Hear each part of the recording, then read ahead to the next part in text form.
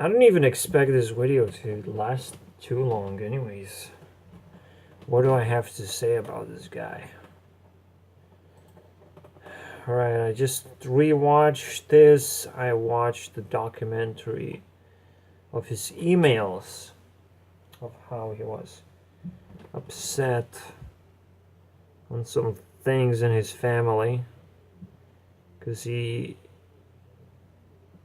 parents divorced. He has to live with his stepmom or something, and they don't really get along. Or an aunt. I don't even get it at this point. But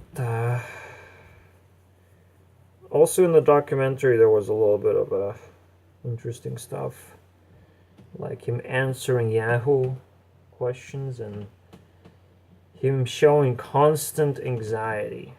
And the moment anxiety was mentioned as his, medical diagnosis, it's pretty obvious what his personality is, or rather almost obvious. Now I'm starting to see another pattern of personalities, the way that I'm starting to look into personalities. Like, okay, so anxiety would be a very good hint at water personality. So he's somehow related to water, okay? He can either be pure water, he can either be related to water and wind, or water and fire. Right, the wind is step forward, the fire step back. I would say it's probably fire wind, because he doesn't look like a, or maybe what am I even saying? Water wind, maybe. Not fire water, although I can't say anything. The way he looks like is very interesting. But it does look like he's trying to kind of establish an authority as well, and not necessarily what fire person would do. Fire person would try to establish not the authority but ownership. Right? Fire people own a lot of things. Let's say in a society they would have the most friends or the best social level, basically. The highest social hierarchy. That's what a fire person would do. So he's definitely avoiding that in a way. Water, wind. But this is, this is tough to say. Water, wind. My diagnosis for him would be a zombie vampire. I think water, because he's anxious, it has to be the core. It has to be the core personality. Yeah, which one is the most dominant, the wind or the water now, is the question. This is how I look at it.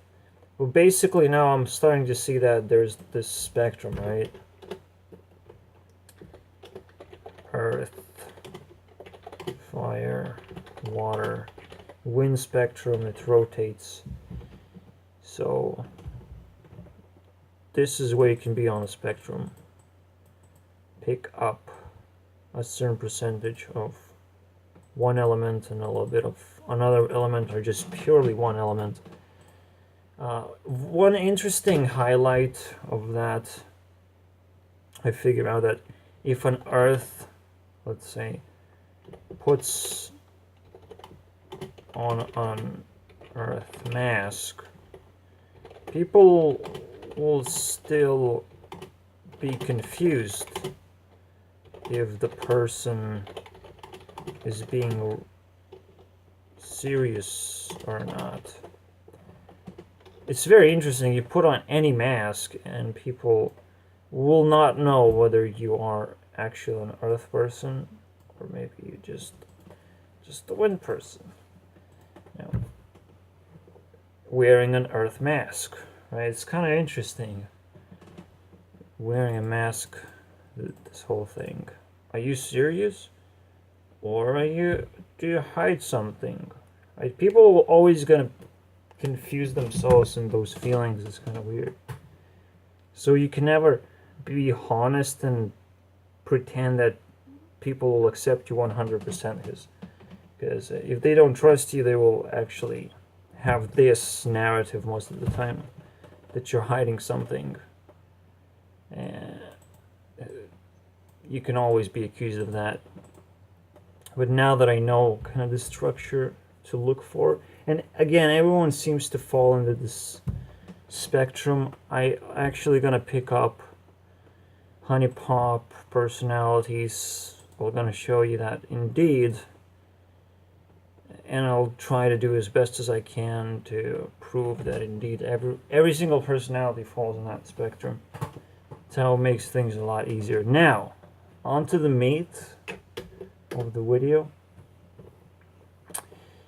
So I still don't think that society is perfect in any way. We're still developing that. It's just once we're done, we're gonna move to communism and develop that.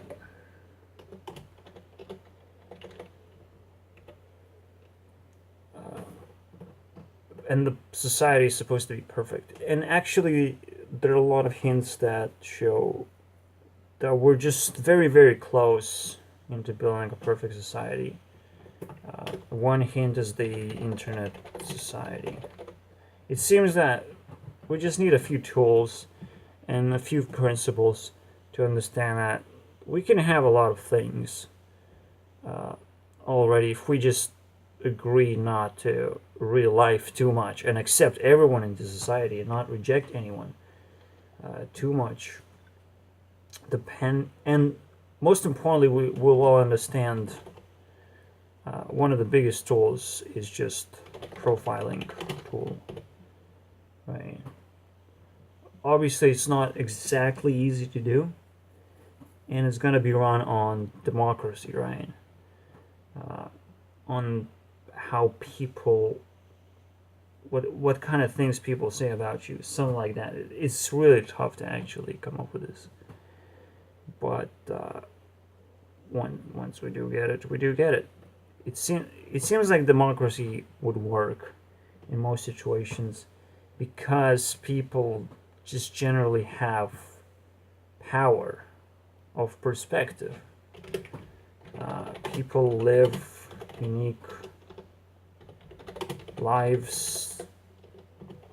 They kind of want to be honest, and it's really hard to not be honest in one way or the other.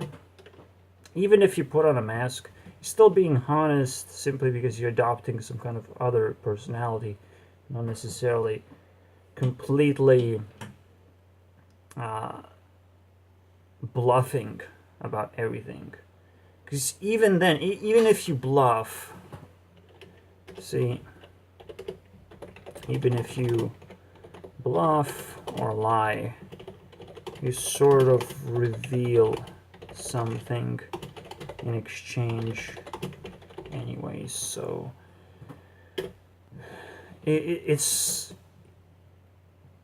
you can't defend yourself without a shield, right? You have to use some kind of resource in order to do any reasonable action that does anything at all. You need to use resources, right? So even lies and bluffing is not going to be zero amount of cost. Anyways, yeah. Now to the main point why Elliot Rodger did what he did. It's very interesting, right? Even though he just mentions the same point over and over again in his video. Oh, retribution. And it's a cool word. You can see revenge too. And it's almost like, just like I mentioned in the previous video, Jesus just didn't took the choice to take revenge. And obviously he was more mature as the story goes. We don't know if he existed, but we can still judge the story itself. I still think that revenge makes sense. Revenge makes sense, especially when society has to learn that if you reject people, you may never know when they decide to strike back and not accept rejection. So you can't just reject someone without their consent. Who would have thought that? Who would have thought that even that breaks the golden rule?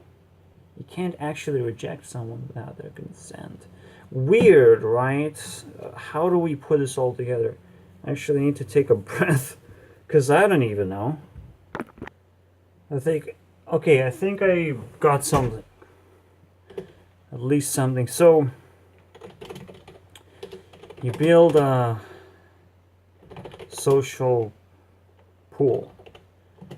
Circle, group, whichever you prefer. So, there has to be an entry filter. This is the filter that will reject people. Right? It can change, but it has to be consistent, and even the moment the filter changes, it has to refilter the entire social pool as well. Because you want to make sure that it's consistent and fair, right? So every time the filter rules change, the filter has to go through the entire pool. So this would discourage changing the rules, making it all inconsistent and hard to get in, right? Every single time someone wants to get in, you just change the rules. That's not fair. So this is where consent comes in, right? When you establish the rules, when you establish something that people can actually understand, instead of, oh, we don't like you, right? We don't like you. That's too vague. That's bullshit. And when someone gives you that sort of rejection, they don't have a decent social pool built anyways. And this is why I'm saying internet society is going to fix that, because it's so easy to just establish this simple understanding, and from that you can start creating stuff. But what exists right now, you're probably going to get rejected simply because either people are too sensitive, either people have established something that's super solid and is more communistic than socialistic, right? Meaning that they're sort of trying to create either a closed group or like-minded group, like whatever it is. You will find a lot of rejection and broken social pool order right now. And it's obviously going to create some problems. Now, in this case, it has spawned Elliot Rodger to think that this is the evil, right? That this disorder is the evil that caused it. Because if you really think about it, if we had internet society, and it doesn't even really matter. You enter any society you have a very easy access to create relationships because you have access to trust people, right? If society is properly built, you can make relationships really quickly. There's no problem in there. So right now it's kind of weird. There are all kinds of societies and they don't seem to work. And yet we're approaching the end of establishing societies at the same time, which kind of bothers me. Like, what? How are we going to make it? And yet we have all this technology coming in that sort of gives me hope that in 50 years, yeah, we're going to figure out. First, we obviously will need to figure out how to remove authority aside and just survival this zombie apex, really. All these Elliot Rodgers, really. The thing that it's unfair. Now, yeah, I kind of live Elliot's Rodger life, but not necessarily the same way because I'm not surrounded by these people. And I sort of sit back and just enjoy what internet has to offer instead of real life. It sort of pisses me off, and I really want to make videos about taking a piss on real lifers, you know, not gamers, not internet people who just lurk around the internet, but people who, you know, they have established themselves in these real life social pools, and they think that's gonna fix their lives. And I wonder if those pools will not be the best place for zombies to crawl into and create a bunch of chaos and spawn even more zombies out of those pools. You know, if you create unfairness, it's going to create these situations. It's just so easy to see that, and easy to see the frustration that can quickly come out. Well, when there's this unfairness, when you create a social pool of like, oh, we have all these girlfriends, great relationships, we're having so much fun. Oh yeah, great. So right now we have some weird social pools that will encourage this anxious behavior of I want to get in. They seem to be having so much fun. When it's mostly fake anyways. And you can have fun on your own. As well as a rogue, especially learning all the elements, guys. Becoming the avatar surely seems like a good idea. But you have to blame not the medication, right? In Elliot Rodger's case and everyone else's case who became a shooter, you have to blame the medication. Most importantly, because you don't know what happens when you put chemicals in your body. You don't know what happens. You can't really control that too well. It gets worse. At the very least, all the chemicals are going to do is cause pain. And from the previous video, I talked about pain. What pain does, eventually. So we can write it down. Medication mostly will just cause pain or confusion or inner conflict, whatever, right? It's just gonna be some kind of form of pain anyways. And so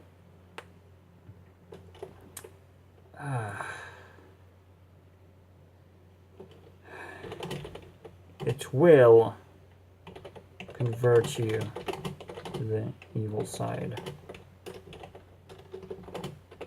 eventually. And the coolest part about this, these people who overdose on medication and become evil, they might not even attack the right people who really deserve to be attacked. Maybe people who have drugged them with medication deserve to be attacked instead. Like, who knows, right? This authority thing just confuses the shit out of me. But I'll figure out. That was fun. Understanding social pools a little better and how twisted they are. Thank you guys for watching. That took one take, guys. This was great. Hey,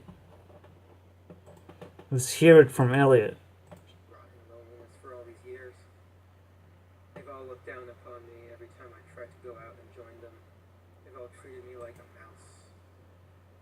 Well, now I will be a god compared to you. Yeah. It sucks, right? It sucks to be rejected from these social pools. You guys having so much fun. Oh boy. Right. You don't know what you're missing, right? At least they could give you a proper tease. I don't know, man. This is complicated, really. All these social pools that exist, what kind of conditions they have for you to enter and learn from them and associate with them. Like, this shouldn't be, like, too difficult to do. And, god damn it. But people put such big standards on themselves as if they're on top of the world. You know, narcissism is rampant. And most of the time, narcissism comes from bad ideas as well. Just like medication is a bad idea in and of itself. So, slowly gonna crack this open. But now that's what I have. See you guys next time.